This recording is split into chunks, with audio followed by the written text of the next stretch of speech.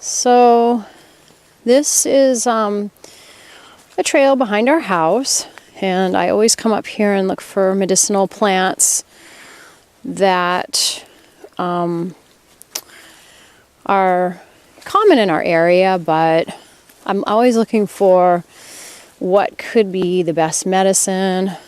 And right now there's a horse with herpes that unfortunately that is on my mind. And so I always, whenever I'm thinking about the plants, I'm kind of sometimes trying to match them with the patient. And what I get a little sad about is that more people don't know about medicinal plants. And I guess that's why we want to kind of think about how we can get that message out there. And this land would be the perfect place to do that. And I feel like,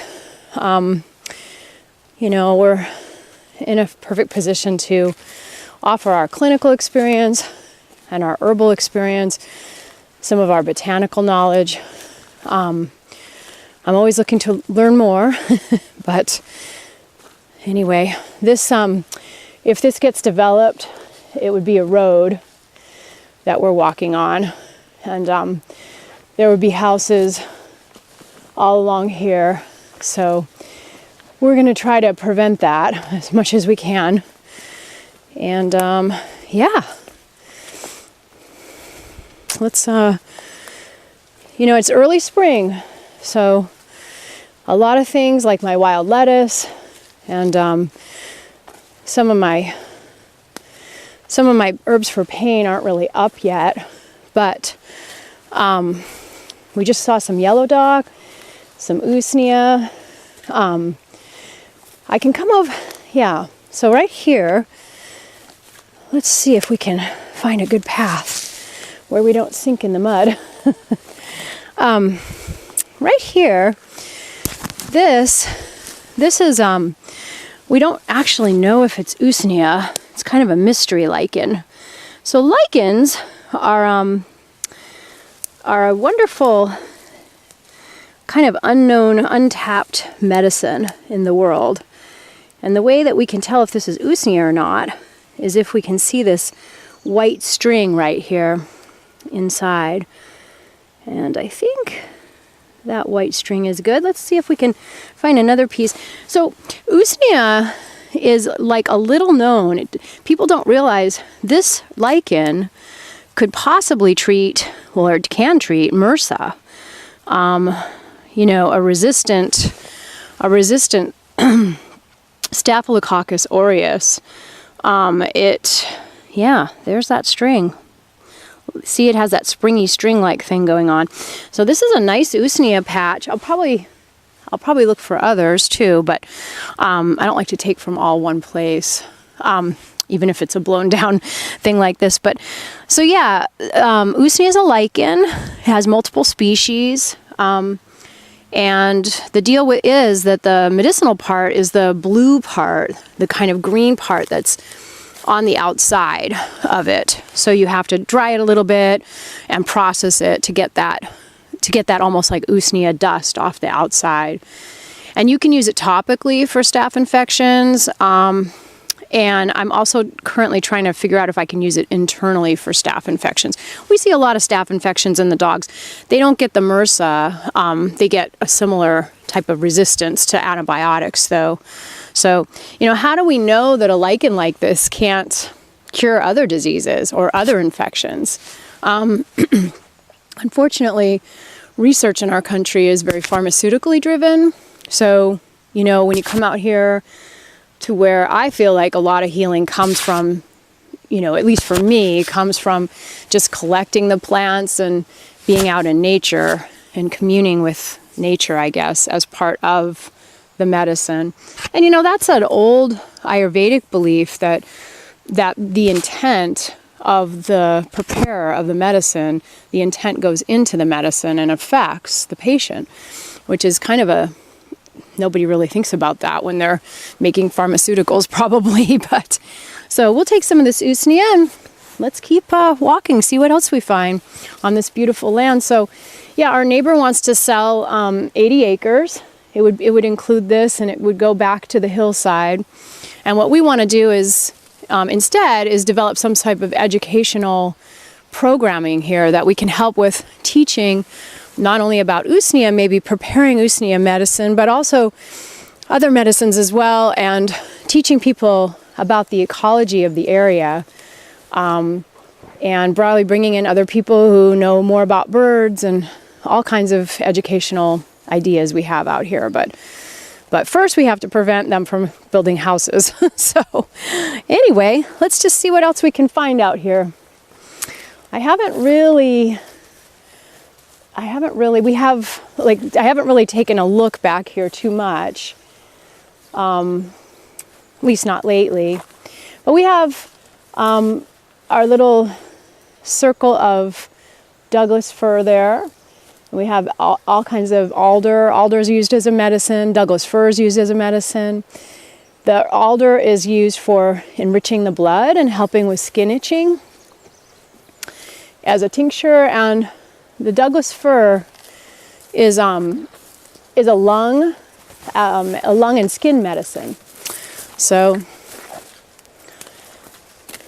and the other thing about this land too is this is a wildlife corridor. It's connecting Stewart Mountain to the Nooksack River, and it's really the last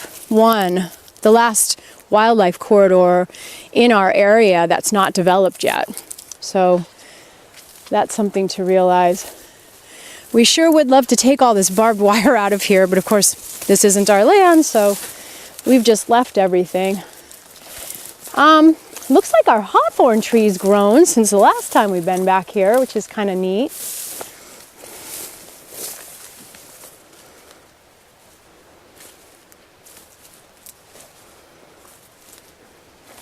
You can see usnea on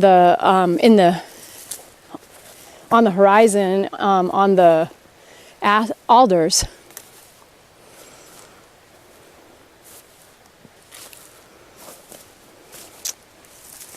I don't know why, but I just think it's so telling that there's a hawthorn tree right in the middle of this property that, you know, is slated for development. Hawthorn is a heart medicine, and this is a Crataegus. This is a black hawthorn. It's a native hawthorn, and it's starting to flower right now. And hawthorn's in the rose family.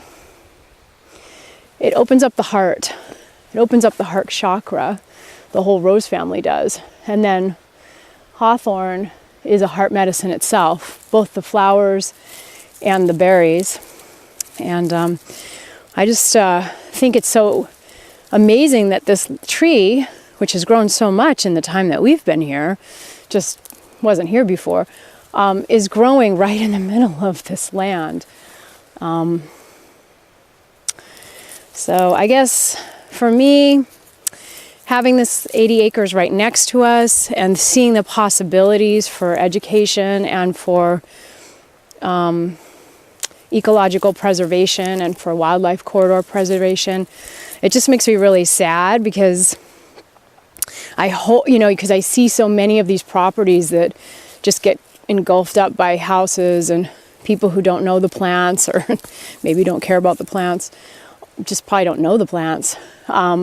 So I often come out to this hawthorn tree and just sort of ask for advice. And I guess we're doing this whole thing to try to, we're starting a nonprofit. We're going to try to raise funds to try to buy this land and see what we can generate out here as far as helping raise awareness about the plants.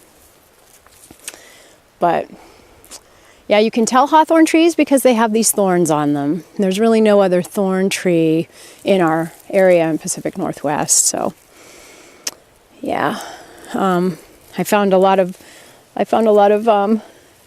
tracks, deer tracks here, and also some scat from deer. And so we have a lot of deer here. And I saw a cougar last year right over there. And so We've seen bobcat here. We've seen bear. Would love to get rid of that barbed wire. I don't know who invented that, but so this hawthorn's pretty happy. I hope it continues to grow.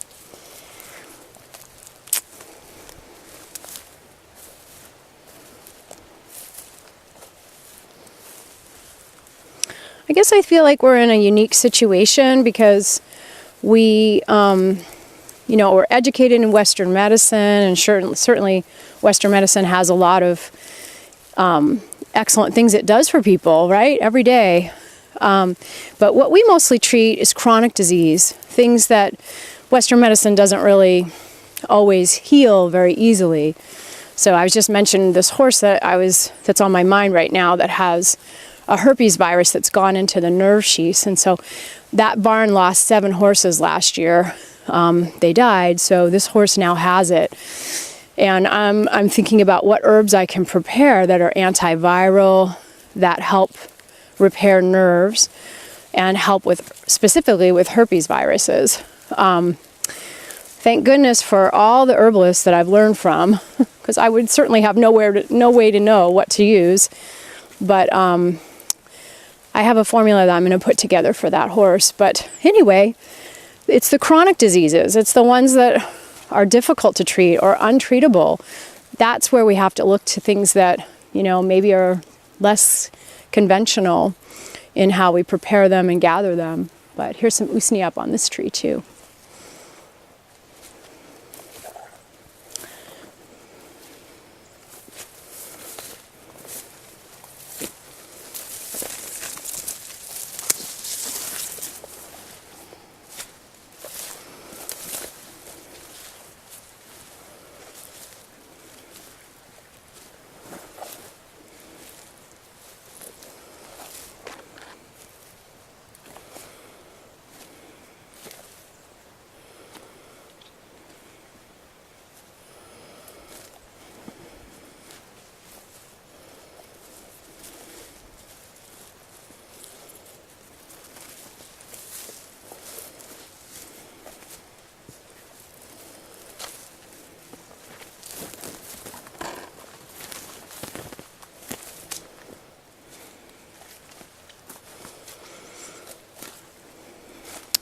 I love Indian plum.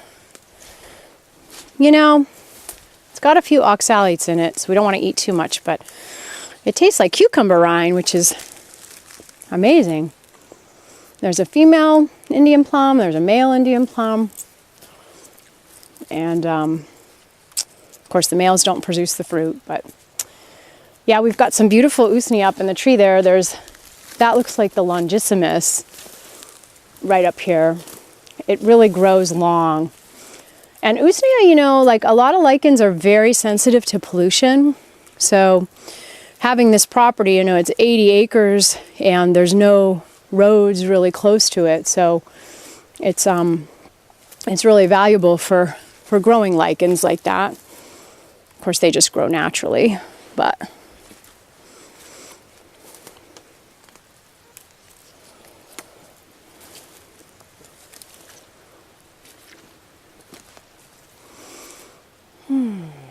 and you can see this was all logged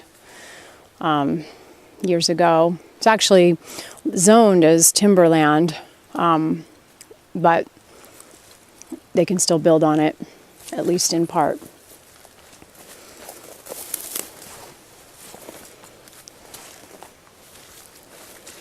And you can see all the salmon berries are going to come out here. These are all salmon berries. They're just now budding. A couple are flowering. Everything's really late because it's been so cold this year. Here's an alder with an usnea that's hanging down. And we're basically walking on an animal trail. We definitely are. And there's all kinds of owls that we hear back here. I'm just looking at one of those trees. It looks like there's a hole in it.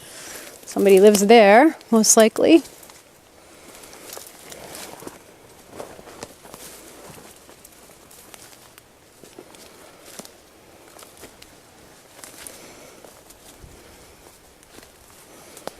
the Pacific Northwest, our forests are so dense that,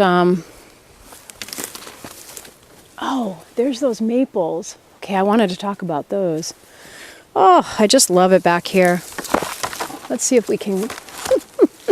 This is the story of my life. Just kind of, how can we not fall and break something? This cedar tree. We use a lot of cedar medicine topically. I don't use it internally. There's some toxic parts to it. The toxic parts to it, like thulione, is one reason why you never see anything growing much at the base of cedar. You've got this one sword fern, but I mean, you know, it creates a whole little area around it where things don't want to really grow. But yeah, look at these maples, huh? We got some fringe cup. Lots of plants in here. Our bleeding heart's coming up. Of course, that's an old pain remedy. Yeah. This is so exciting.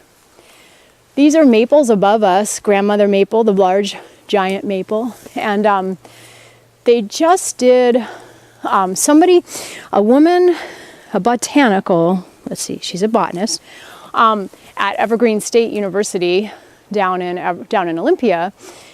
Nobody believed her that the roots of maple trees grow at the top of the tree, because we always think of roots that grow down into the ground. So what she did was she climbed the tree and she got to the top and got samples of the rootlets. The roots of the maple tree, now that we know because of her research, grow into the moss. And there's a whole ecosystem on each of these trees, including the moss that's on there, the roots that are growing into the moss. So there's a synergistic relationship between the moss and the maple. And then there's licorice fern that's growing. You can see some here. It's way up there. We should probably get one that's not so up there. Because licorice fern grows in, oh yeah, here's some. Ooh, we kind of have to go through the blackberries. Oh, never fun, those blackberries. Maybe you don't have to go. I'll go. I don't care. Oh, I just love. Oh, we've got a lot of treasures in here. But here is some of the licorice fern. And licorice fern has a lot of medicinal properties. I think I've got my foot caught. That's not too fun. Let's see if we can unhook it. There we go. This licorice fern, yes. So if we dig through this maple, this is the maple, this is the moss on the maple, we will get a licorice fern node. And this licorice fern has all the properties of regular Chinese licorice, anti-inflammatory, demulcent, only it's right here in the Pacific Northwest. I mean, it's really a magic medicine. This time of year, licorice fern tastes really licoricey, so, which is really nice. But, so, you know, how do we know that the ecosystem, you can see a little huckleberry growing up too on this old maple. This is an old maple. 80 or 100 years, maybe 80 years. Doesn't contain, you know, the next cure for cancer. How do we know that? So here's that licorice. It tastes like licorice, nice and sweet. Licorice is like 27 times more sweeter than sugar. Wow, this one's really sweet. I wish you guys could try it. That's the licorice fern. It's good. But anyway, it's anti-inflammatory, good for sore throats. But look at all of the Oregon grape back here. I'm going to have to bring the kids back on Tuesday. I hope it doesn't rain. And we are going to have to come to this patch. I never even saw it back here, so this is kind of a discovery. But you can see the licorice fern. It grows all the way down this maple. It's just amazing. Nice and sweet, a little bit bitter. This is, okay, you know what? This is Oregon grape, all of it. This is one of our best antibiotic herbs, and this is more for bacteria. Let's just see if we can get a little piece of it. I'm sorry, I don't want to get a big piece because I don't want to hurt the plant. Of course, if there's a road that goes here, that's really going to hurt the plant. Boy, I don't know if you can see this, Jeff. Is it just too... Is there too many... Okay, let's just go for broke. Whew. Okay. We'll see if we can plant it in our yard because we have some roots coming out of it. But see this bright yellow color? Wow. That bright yellow color, that's called berberine. And I just found out that this is the most sought after diet remedy. Apparently it helps you lose weight. I'm like, oh, maybe that's my problem. I haven't been taking enough berberine, but see that nice yellow color? It really shows it on the stem. And so this is an antibiotic called berberine. It's also in golden seal herb, and it is an antibiotic. I use it for many of my skin infections with the dogs. But you could use it in any species. It's very safe. It's good for the liver. See that nice yellow color? And so in the old textbooks it said, yeah, the native peoples here used it for toothache. Well, because it was antibiotic, you know. But you see how pretty that is, that yellow color. So berberine has hundreds of studies on how it helps kill bacteria. The thing is, when you use herbal medicine for bacterial infections, you have less resistance. The bacteria can't figure out, there's hundreds of active ingredients instead of a pharmaceutical, which only has one active ingredient. So the organism can't figure out how to get resistant to it. It's a lot harder. And then in my staph formulas and in my yeast formulas, I put many, many herbs. So not just Oregon grape, but I just look at this yellow color. We'll see if we can transplant that back in our garden. But, because I feel bad that I sacrificed it, but let's show it to you guys.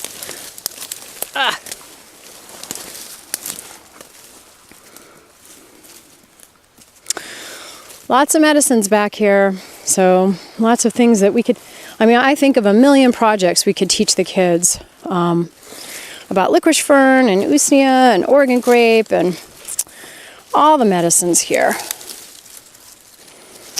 So I hope we get that opportunity.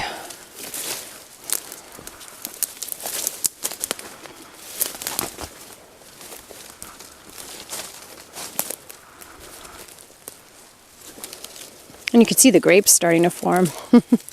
Those are good for liver stagnation also. If you could see that. Probably not. It's pretty. Well, let's go back and plant this and try to plant those maples. Oh, you can see a lot of Oregon grape in here. There's different forms. This is the taller form. That's the shorter form there. So...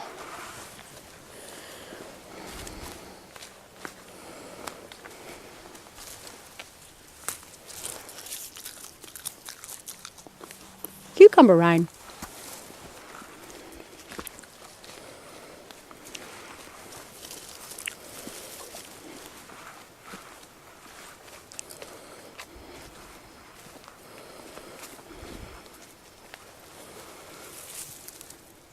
Spores haven't formed yet.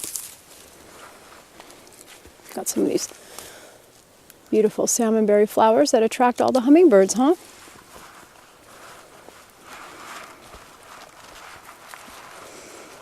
Looking for wild lettuce, but it's not up yet.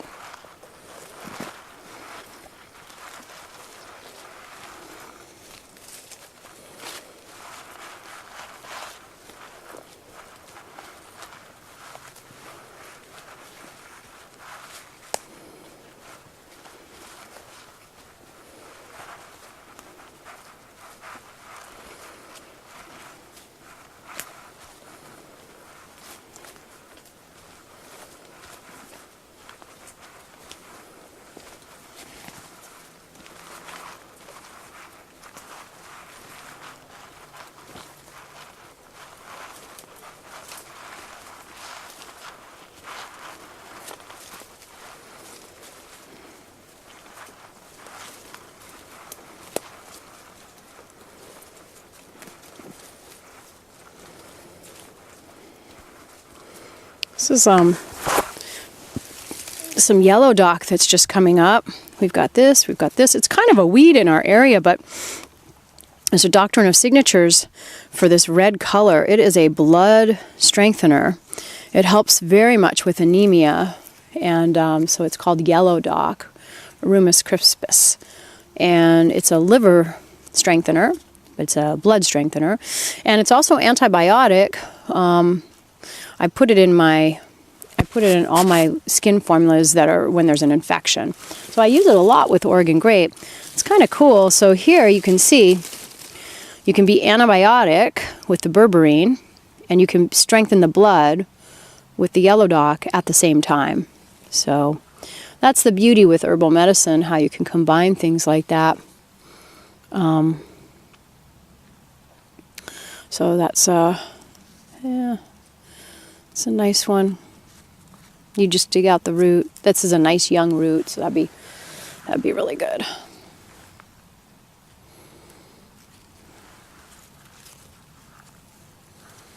Yep.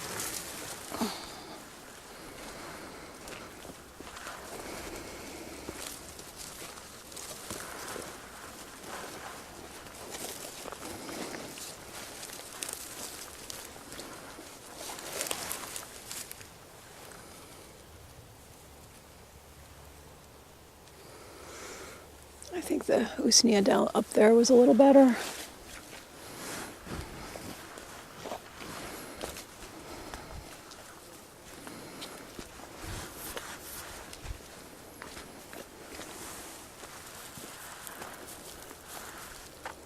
The smells of the forest are very healing.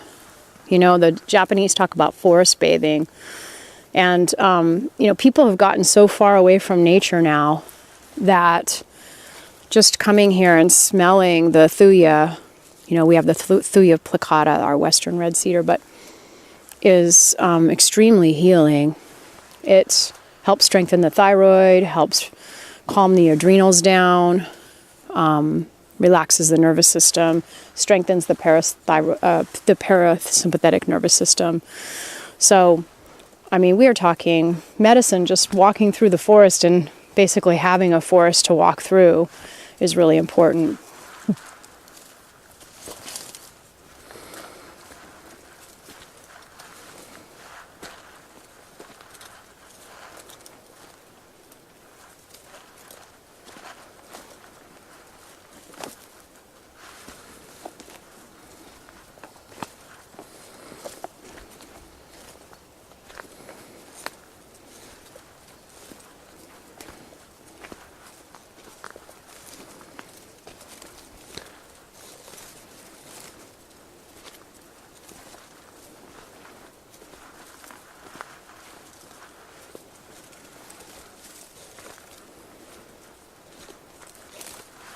I think that's good, Jack.